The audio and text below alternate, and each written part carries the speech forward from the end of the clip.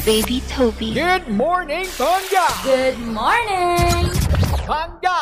Bingo Plus! Bingo Panalo!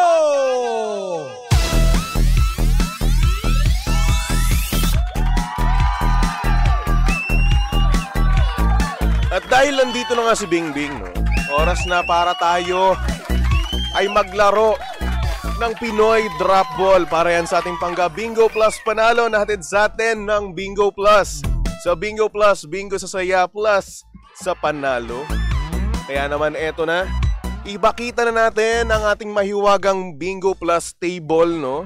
Na kung saan naglalaman ng mga baraha na inyong tatandaan kasi nga naman ngayong araw na ito ay pwede kang manalo ng tumataginting na 500 pesos, di ba? Kaya naman eto na, idadrop ko na ang ball at ayun, ito ay tumatalbog at huminto sa 10 of spades. Ayan, ang tatandaan nyo lang para sa programang Tell Toby in the Morning ay 10 of spades, di ba? Mamaya, no? Oo, may paroleta kasi kay Chico. So ngayon, yung bawat programa ng Energy FM, no, meron silang ibibigay na baraha. So yun po ay tatandaan nyo para mamaya nga sa paroleta ni kay Chico, pag napatapat yun, no, sa programa, sa isa sa mga programa ng Energy FM, ay isasabihin nyo lang ang kanyang barahang ibinigay or ipinakita, no? At ayun, pwede ka nang manalo ng 500 pesos, di ba?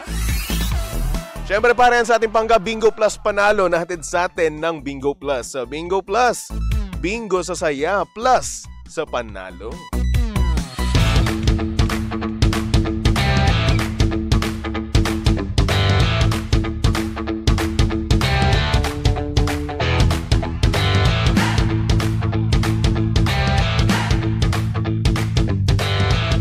At ayun na nga, meron akong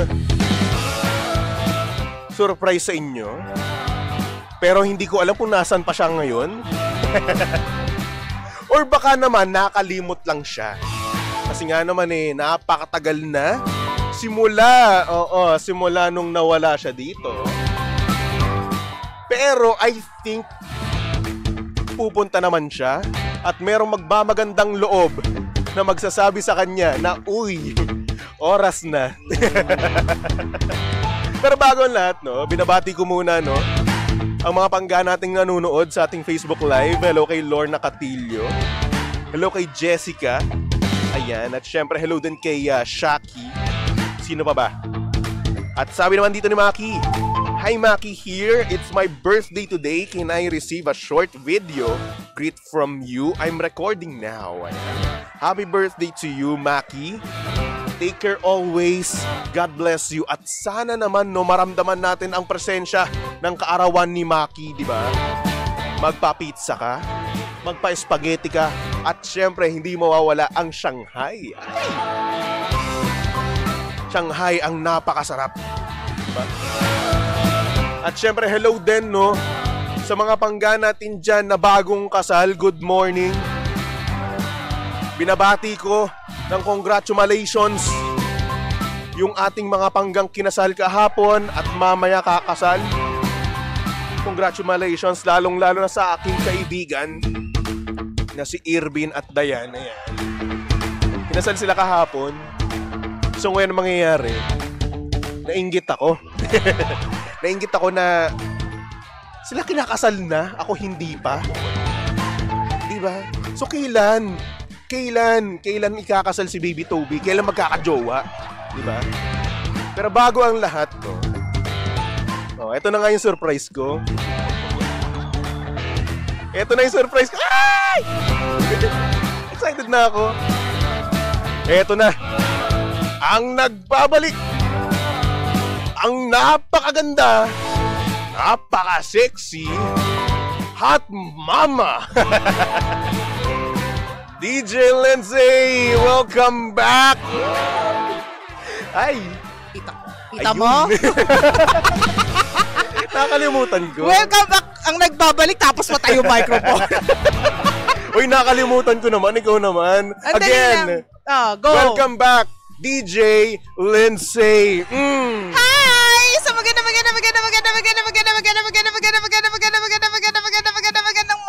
sa inyong lang Haba haba? nun.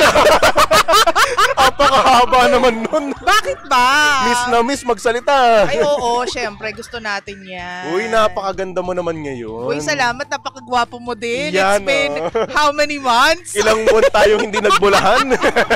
Ilang buwan tayong hindi nagkita. Oo. Tatampalin kita. Alam mo, ang daming naghahanap sa'yo. Uy, alam mo, ang lamig. Ang lamig ba? Nako-conscious ako para sa anak O, ko. Boss Tolits, ayan, Kuya pahinaan Tolits, po natin ang ating Mag-a-adjust tayo ngayong ele- araw na to. electric pan. Oh, medyo taasan mo ng Mm-mm. konti yan, Kuya Tolits. So, Pagpasensyahan mo na, may batang yagit na nandyan. How's life? I'm a breastfeeding mom. Breastfeeding mom sana all. Uy, kumusta naman ang pagiging breastfeeding mom? Mahirap na fulfilling Iyon. and rewarding. Mm-mm. Ganyan. Kumusta naman ang si baby? Si baby, ayun, nagkakawag sa gilid. Alam mo kanina mga panggano, may kwento ko lang naman. Pumunta dito, pumasok si DJ Lensay kanina. Tapos ang cute-cute ng baby niya. Oh. Ang cute-cute, ang sarap sakmalin. Diba? Charot. Kasi Ayan, yun, oh, ngumingiti siya sa akin. Nahihiwagaan siya sa mga nakikita niya ngayon. Alam mo ba kapag daw ngumingiti sa'yo yung bata, ibig sabihin daw nun, pleasing daw yung personality mo. ngumiti din kay Miss Mavi, kakwentuhan ni Miss Mavi. O yun, edi... Pleasing yung personality Oo ni Miss naman! Oo naman, totoo naman ha. Maganda naman si Mamabi. Tama ka dyan. Pleasing din naman personality ko. Tama, tama. Harap mo ka. si Jimbo dyan, iiyak yan. Hoy, Ninong si Jim. Ninang si Jim. Ninong Andrew. Ninong Toby. Ninang Toby. Diba? Alam niyo ba mga pangga, pangalan po ng anak ni DJ Lensay ay Laura Andrea Tobelita. Alam mo ikaw, invento ka Bakit? talaga. It's Laura Rain and Canan del Rosario. Iyon. Ang cute-cute ka, Oo, no? diba? Oo. Gusto mo yun. At yun na nga, ramdam na ramdam ko yung pagiging ina mo ngayon kasi True. bawat kausap mo sa akin, no, tumitingin ka sa kanya. Kasi yung aircon kasi. Actually, oo, no. Yun talaga kapag ano kaya kapag sobrang bagong lamig. mother ka talaga no. Oo. Hindi mo maaalis yung mata mo sa kanya. Oo nga eh. Mm-mm. Gusto ko siyang kunin at ipakita sa buong mundo. Ayan, dami nag-welcome back sa iyo. Ay, talaga ba? Nasaan? Ayan, si San Diego Ben. No? Welcome back, DJ Lensay. Hello! Ganda. Hindi kasi ako nagparamdam ng malala kahit sa social media. Oo nga eh. Pailan-ilan lang yung post ko. Oo, Ganyan. talagang nag-haters ka talaga, no? Oo, kasi mahirap i-sustain kapag, well, bilang ako, hirap. Actually, mahirap naman talaga magka-baby. Oo, di ba? Kahit naman nung wala pa akong baby, hirap naman ako mag-apply. Same. Ganun naman talaga. Ah. Ayan. Ikamusta ka naman? Ako ganun pa rin. Sa loob ng 4 na buwan na hindi tayo nagkita. Ganun pa rin, single. Single ka pa din. No? Walang Wala jowa. nang bago doon. Ayun, Ano ba walang yan? kausap. Nakakalungkot Alam mo yun, naman. nabuntis ka na, nanganak ka na, nag-live ka na, single pa rin ako. Oo. Hmm. Ay, wag na siguro tayong umasa dyan. Hindi na ako Parang hopeless maasa. Ka na. Oo. Wala naman tayong magagawa dyan eh. Pero yun, na-miss mo ako. Oo naman. Na-miss ko yung meron akong kakwentuhan pag umaga. Na-miss ako ni DJ Lindsay. Diba? In fairness naman, nagchat-chat kami ni Toby every once in a while. Oo, nakakamusta ako sa kanya. Kasi syempre, DJ Lindsay yan eh, di ba? Ate ko yan. Tarot. Oo. Tarot. Tarot. Ay, nako. Tarot. Ay, nako. Nakakaloka. Anyway. DJ Lindsay, since nagbabalik ka na, no, pag-usapan na natin yung ating sender kanina. Ay, anong meron sa sender? Na kung saan, medyo applicable siya sa nangyayari ngayon sa social media. Ay, bakit? Kasi nga naman, may nagte-trend ngayon sa social media na kung saan, yung lalaki daw, wala na daw ambag doon sa babae, nagawa pang manloko.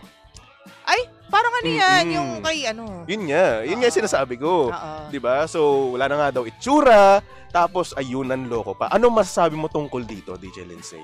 Eh, wag tayong maging martir kapag alam mong niloloko ka. Mag-goodbye ka na.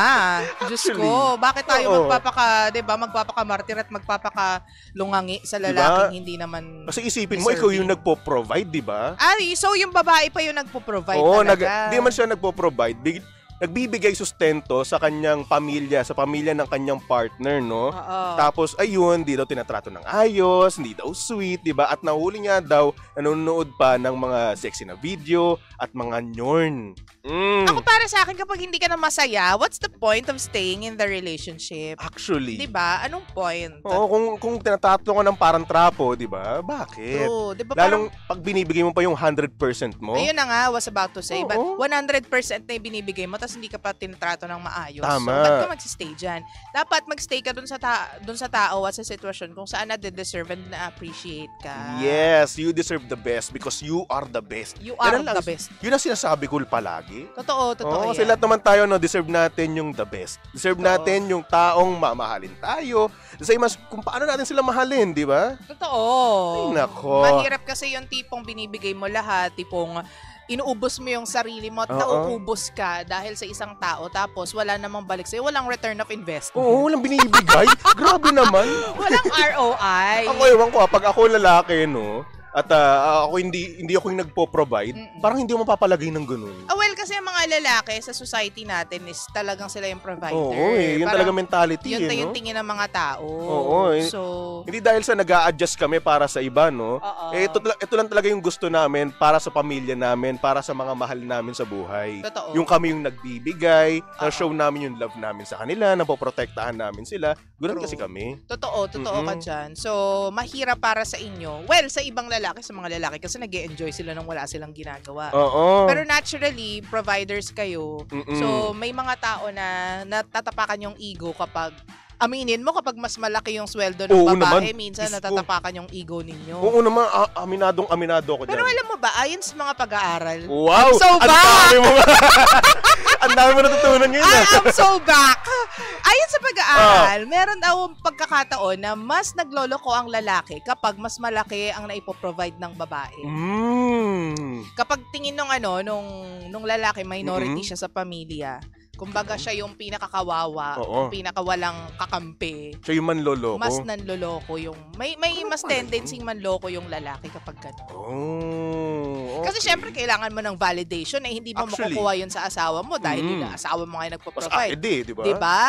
So maghahanap ka ng validation from somebody else. Ganun pala yun. Diba? Yung tipong magiging, anong tawag dito, magiging kontento sa kung anong kaya mong ibigay. Kung halimbawa, ang kaya mo lang ibigay is mga 1,000 per month. Yung makaka-appreciate nun, yun yung, di ba? Oo, mo 1,000 ngayon, parang ng 100 Uy, totoo yan. Diba? Ang bilis ang pera ngayon. Totoo. Pero yun, tama ka dun sa sinabi mo, no? Yung mga hindi nakapag-provide ng ayos, no? Sila pa yung may tendency. Pero hindi dapat nanloloko. Oo. Dapat ang nangyayari dyan, mas pinupush pa natin yung sarili natin para makapag-provide ng mas malaki pa at mas ma-challenge tayo na angatan natin yung asawa natin. Hindi dahil sa pagiging toxic mentality yung gunong bagay, no? Kundi para din naman to sa pamilya natin, di ba? O di kaya, Baby Toby, kung hindi ka makapag-provide ng malala financially para sa pamilya, ano pa naman yung ikaw naman yung magsilbi ka na lang yun sa asawa pa, isa. mo? Yung tipong ikaw yung mag-alaga ng mga bata o di kaya naman mag-maintain ng bahay. Yes, house husband. Kasi flexible na naman, fluid na naman ang society ngayon. May mga lalaki na nagsistay sa bahay, babae nagpa-provide, may mga babaeng nasa bahay, lalaki nagpa-provide. So, alam mo, very flexible na yung mga tama ka dyan. Dumidepende lang din talaga yan sa kanilang communication di ba? At agreement. Ayun pa, isa. Nako, hindi solusyon ang pagkuha ng validation sa iba, no? Hindi yung panloloko, wag ganun. Totoo. Ay, nako. At syempre, tayo rin naman, dapat alam natin sa sarili natin kung ano yung worth natin, di ba? Totoo. O kung niloloko ka na, kung hindi na maganda yung trato sa'yo, then go. Diba? Go, as in, alis ka na dyan. Sure. Well, makipag-usap ka muna naman. Hindi naman bigla ka na lang. Ay, hindi. Alis. Go. Ikaw, Shoot, go alis. ka na agad. Oo, kasi syempre, di ba, kung binibigay mo naman kasi para sa akin, kung binibigay mo 100% mo, tapos parang siya, parang wala lang. Di ba? Parang okay lang kung mawala ka o hindi, di ba? Parang ko-questioning ko na yung worth ko nun. Parang ko-questioning ko yung sarili ko. Di ko ba deserve yung gantong klaseng pagmamahal? Kaya ako, alis na ako. Ako kakausapin ko muna. Let's make this work. Siguro mga once or twice. Alipin ka nga ng pag-ibig. Hindi naman. Kumbaga, kung mahal mo kasi talaga yung tao. Sabagay, oo. Kumbaga, try mong i-revive pa din yung relationship. Pero kung sa tingin mo, after once or twice na initiative mo, yung pag-initiate mo ng talk, tas wala namang nangyari dun sa communication ninyo, saka ka umalis. Tama. Diba? Pwede rin naman. Kapag sa tingin mo nababastos kayo, tipong umuoo lang, tapos gagawin ulit. Halimbawa, hindi na ako mambababae, pero pag tingin mo sa cellphone, ang search bar is puro babae. Mga sexy. Tapos, puro likes, puro babae din. Puro sexy. Tapos meron siya mga kachat, Labas. mga babae din. May mga kikita siyang babae. Pero Ay, sabi niya, nako. hindi na siya mabababae. Ay, Eh, nako. di kalokohan yun. Kalokohan niya noon. Nananadya na yun. At likas sa kanyang nature na yun na talagang gustong nanonood ng mga ganong bagay. Oo. Na nagla-like ng mga ganon. Ay, nako, hindi na iiwasan yung mga ganong bagay. Sa true. So, Ay, alis ka nako. na lang. Kapag nagawa mo na lahat, tapos wala pa rin, alis ka na. Humanap kayo ng seryosong lalaki. Humanap kayo ng seryosong partner, yung mamahalin kayo at re-respetuhin kayo. Totoo. Ay, nako, anyway. Totoo ka dyan. Ang dami mong ngayon, DJ Lindsay, ha? Ikaw ba naman apat na buwan? Ang dami mong ambag. Ikaw ba naman 4 na buwan? Wala ka sa ere. Di Oo. syempre naipon yung mga Naipon gusto yung ko sabihin. kadaldalan mo, no? Oo, nakakaloka.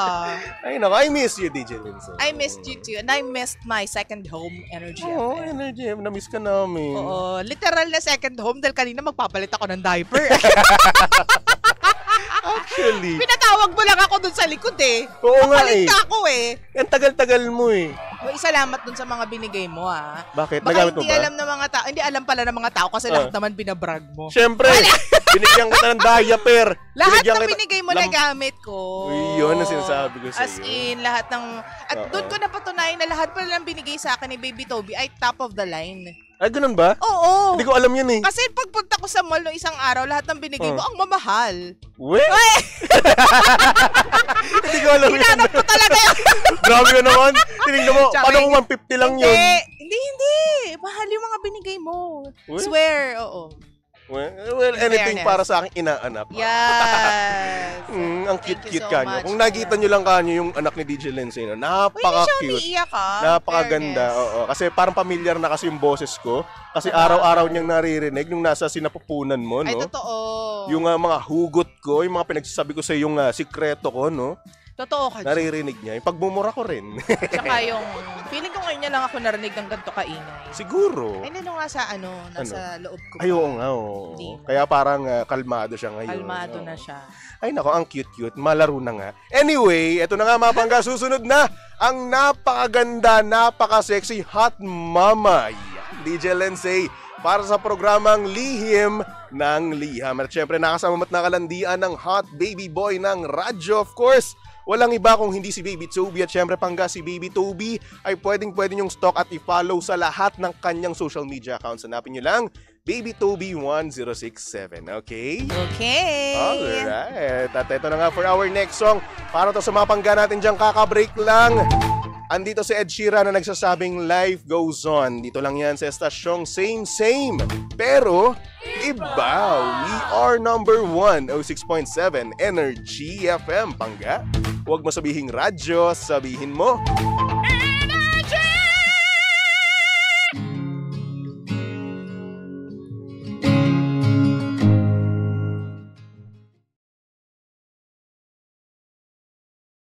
Hi, Bangga!